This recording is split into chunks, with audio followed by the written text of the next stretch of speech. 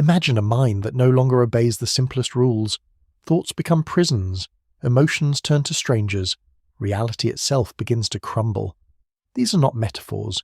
These are lives lived inside some of the most devastating mental conditions known to medicine. Today we're going inside the disorders that can dismantle a person's sense of self, perception, and control. Severe dissociative collapse. Severe dissociative collapse is a state where identity fractures under pressure. Individuals can lose awareness of time, surroundings, and even their own thoughts. They may suddenly drop out of reality, walking through life as though watching a film of themselves. Memories fragment, often leaving gaps that feel like lost years. In the most extreme cases, voices or identities take over, making decision-making and action unpredictable. This isn't imagination or avoidance. It's the mind literally partitioning itself to survive unbearable stress. People report returning from these episodes unable to account for hours or days, leaving them disoriented and terrified. Treatment-resistant schizophrenia. Treatment-resistant schizophrenia is another world entirely. Most people are aware of schizophrenia as hallucinations or delusions, but resistance takes it a step further. Standard medications fail, leaving the person trapped in a persistent haze of paranoia, voices, and fractured thought. Hallucinations can be vivid, persistent, and deeply personal. Someone may hear conversations about themselves indistinguishable from reality, while their own memories fracture, replaced by false events that feel as real as anything they ever lived. Daily life becomes a minefield. Food, strangers, even loved ones are filtered through a lens of suspicion. Sleep provides no relief. The mind never shuts off. Each attempt to distinguish reality from hallucination becomes exhausting, and over years, the condition erodes the very core of identity. End-stage anorexia. End-stage anorexia reveals how far the mind can override the body. Initially, the disorder manifests as control over diet or exercise, but as it progresses, the brain begins to reshape perception itself. Hunger cues fade, and starvation is normalized. Organs weaken, bones thin, and even the brain loses volume. Patients may view themselves as overweight despite severe emaciation. Obsession with weight and food becomes all-consuming, overriding safety, relationships, and life itself.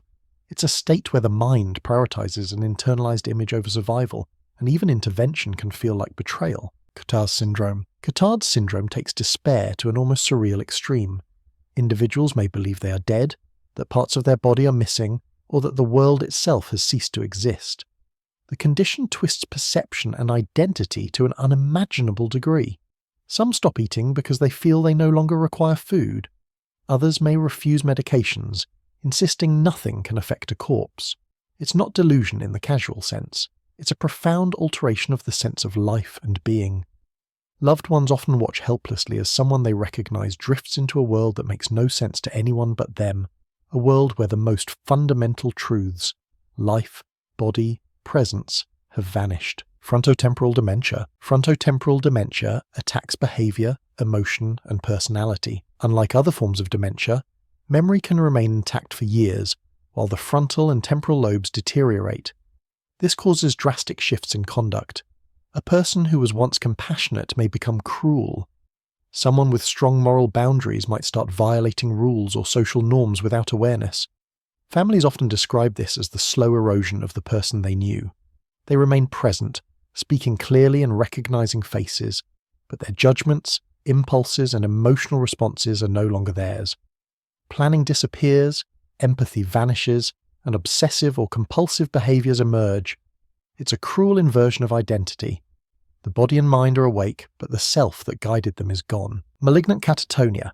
Malignant catatonia is one of the most extreme examples. At first, it may seem like someone is merely withdrawn or exhausted, standing still for hours, refusing to eat. But underneath, the body and mind are trapped in a dangerous feedback loop. The brain shuts down voluntary movement, yet remains hyperactive internally. Patients can stop speaking entirely, become rigid, or exhibit sudden, unpredictable movements.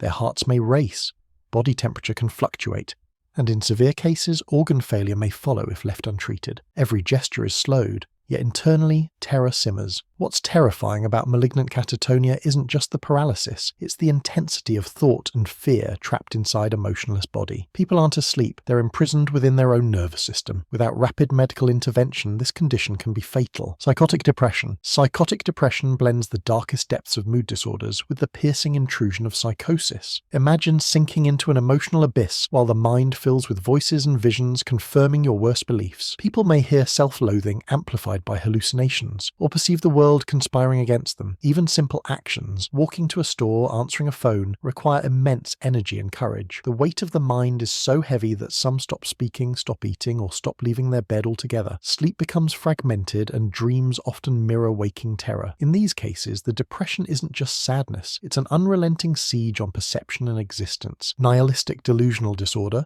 Now, moving into even rarer, more extreme conditions, there's nihilistic delusional disorder. Here, people believe the universe, life, and their own existence are meaningless to an unbearable degree. Every sensation, every relationship, every goal can feel like a cruel illusion. Unlike typical depression, this isn't sadness. It's the perception that nothing matters at all, paired with vivid, often terrifying hallucinations that reinforce that belief. Suicide risk is extraordinarily high, not just from despair, but from the conviction that reality itself is an empty construct. Neurodegenerative psychosis. Neurodegenerative psychosis combines the relentless decline of the nervous system with active hallucinations and delusions. Diseases such as advanced Lewy body dementia or rare prion disorders can make the brain misfire in unpredictable ways. Individuals may perceive threats that do not exist, react violently to imagined intrusions, or be unable to distinguish dreams from waking life. Movement disorders, tremors, and cognitive decline intertwine, leaving the body betraying the mind. The terror is constant because reality shifts in unpredictable ways, making trust, memory, and safety nearly impossible. Identity fragmentation disorder. Finally, identity fragmentation disorder, an extreme form of dissociation, splinters consciousness into distinct and often conflicting parts. Each identity can hold different memories, skills, and emotional patterns. Transitions between these identities can be sudden and disorienting, leaving the person and those around them struggling to follow even the simplest conversation. Self-harm, memory gaps, and extreme anxiety are common. It's not performance or attention-seeking. It's a profound neurological and psychological survival mechanism gone unchecked. These disorders are terrifying not because they are common, but because they show what happens when the mind itself turns against its owner. Everyday actions, eating, sleeping, speaking, perceiving, can become arenas of suffering. Unlike recreational drugs, these conditions do not offer a temporary escape. They alter perception, emotion, and identity for weeks, months, or years. Families describe it as watching someone vanish into their own nervous system, even though they are alive. Professionals struggle to treat them, and even with intervention, the outcomes can be grim. Understanding these disorders isn't about sensationalism.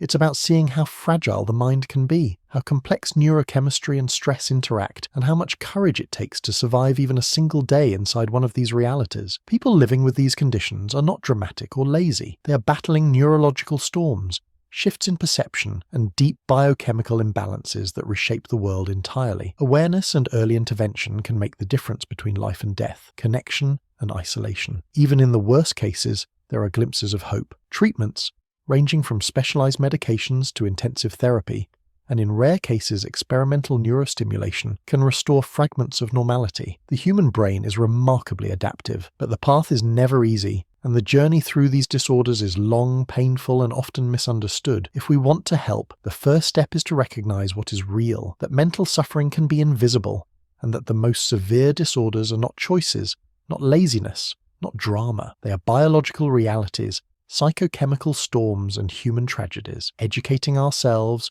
reducing stigma, and understanding the mechanics of these conditions is the only way to offer meaningful support to those living inside these devastating minds.